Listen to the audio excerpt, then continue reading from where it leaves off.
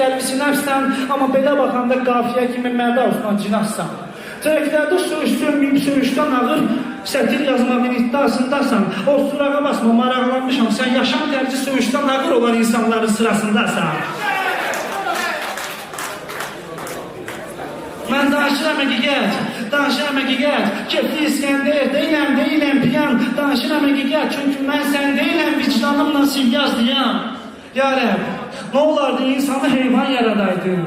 Hər şey bizim üçündür deyən kütləni götürüb, onlardan ibarət ünvan yaradaydın. Sən canlıya cinsiyyəti verdin tövləmək üçün, sırf bütün tamam salmağı nöqsan yaradaydın.